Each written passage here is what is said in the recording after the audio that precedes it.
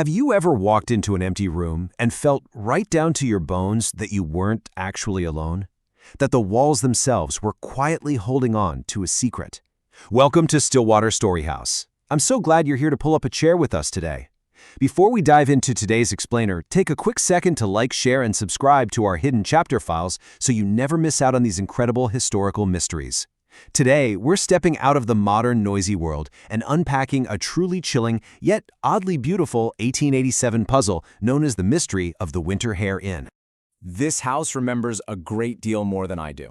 That haunting line was spoken by the elderly innkeeper, Samuel Fairweather, and it perfectly sets the stage for the snowbound story we are going to explore today.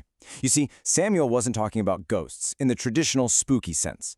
He was talking about memory, the kind of heavy, lingering memory that just sinks into the floorboards and the thick stone walls of a place that's offered shelter to weary travelers for over a century. It's a pretty profound thought to kick things off. So, let's set the scene with Section 1, a snowbound Victorian inn, stranded in the Cotswolds, 1887. Every good mystery needs an inciting incident, right? Well, let's start by looking at how our protagonist actually found herself trapped in this peculiar situation, beginning with weather so severe it literally changed the course of her life. It was December 18th, 1887.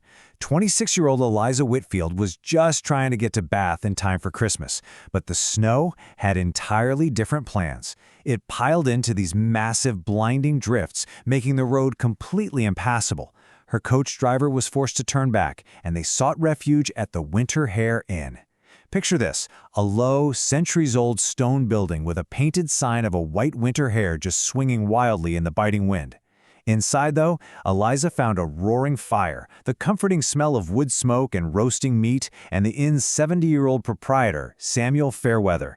Samuel was this calm, weathered guy who knew exactly how to care for stranded travelers. Seeking warmth, Eliza had no idea she was stepping right into a deep-rooted mystery. Which brings us to Section 2, the locked fourth room, a 40-year-old secret. While exploring the second floor just to pass the time during that relentless storm, Eliza's curiosity is sparked by a locked door. Now, the inn only had 4 guest rooms.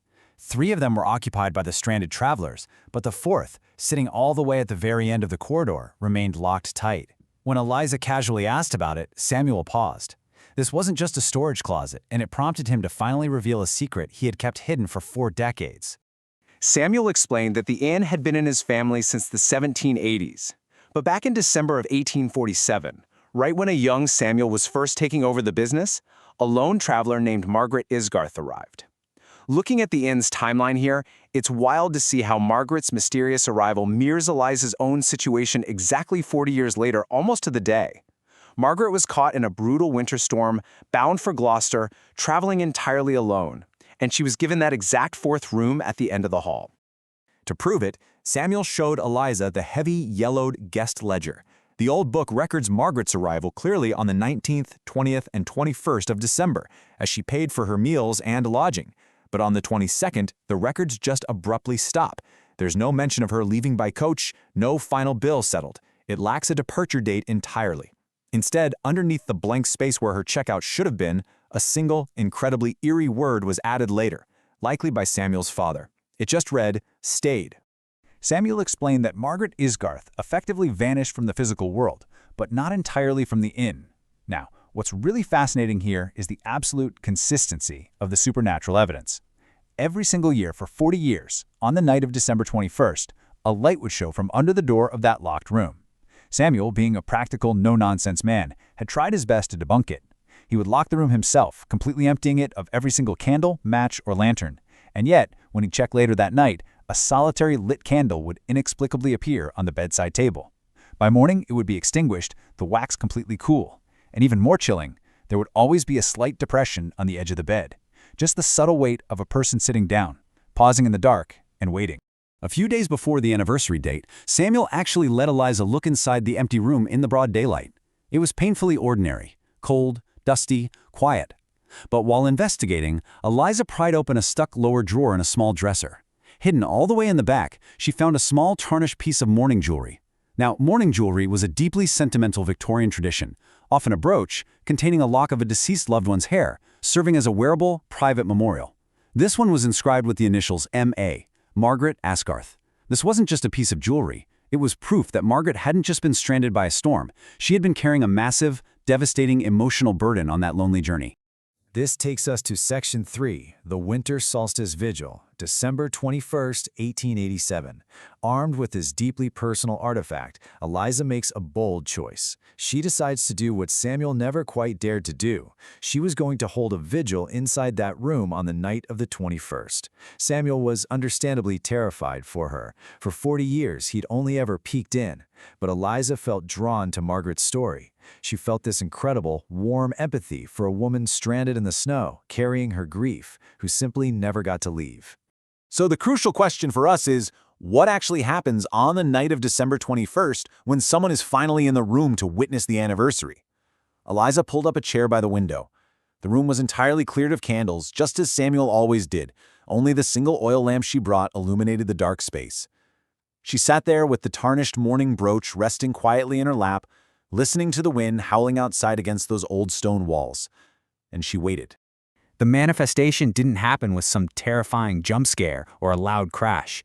It happened step by step, exactly as Samuel described. First, the room's atmosphere shifted.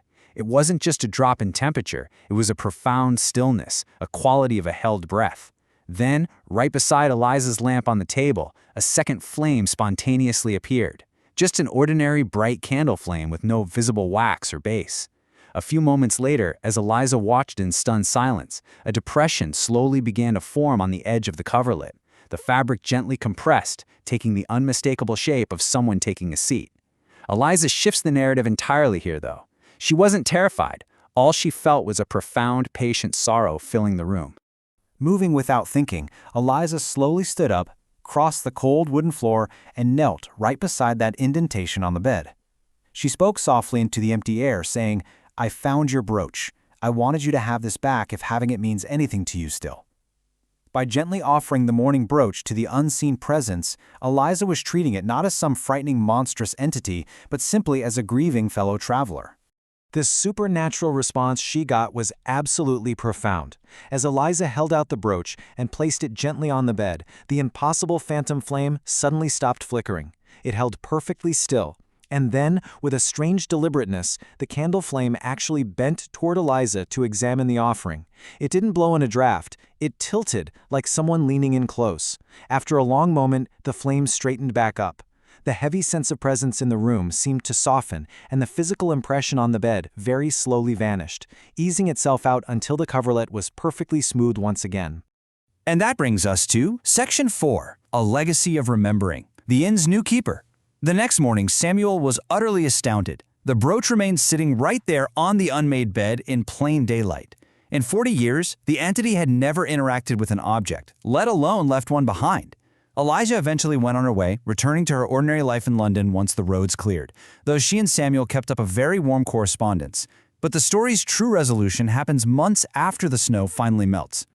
On March 11, 1888, Samuel Fairweather passed away peacefully.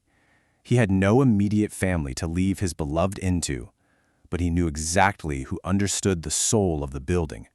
Recognizing that Eliza possessed the perfect temperament to care for the inn's delicate memories, he legally bequeathed the entire property to her, making her the sole inheritor.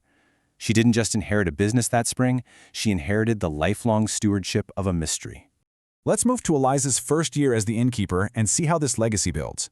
The following December, Eliza prepared the fourth room herself. She even lit a small welcoming fire in the grate, a kindness to whatever still lingered. When we compare the events, a beautiful shift happens. On December 21st, 1887, the candle appeared and a depression formed. But on December 21st, 1888, the candle appears, but the bed remains perfectly smooth. Margaret's presence was still there, but it suggests her grief was finally acknowledged, and a huge part of her burden was lifted. Which leaves us with a truly fascinating takeaway to think about today. Are some mysteries meant to be solved, or simply attended to with quiet care? Perhaps our role in historical spaces isn't to exorcise their past or chase the shadows away, but simply to sit in the dark and ensure they are never forgotten. Eliza realized she wasn't meant to solve Margaret Esgarth, she was just meant to be the new keeper of her memory. It really makes you wonder about the old buildings we walk through every single day and the unseen memories quietly folded into their walls. What do you think kept Margaret there all those years? Was it just the lost brooch, or was it the deep, human need to be acknowledged? Thank you so much for joining me for this explainer here at Stillwater Storyhouse. If this story captured your imagination today, please hit that like button, subscribe to the channel, and be sure to share your own theories about Margaret down in the comments below. Until next time, keep exploring the hidden chapters of history.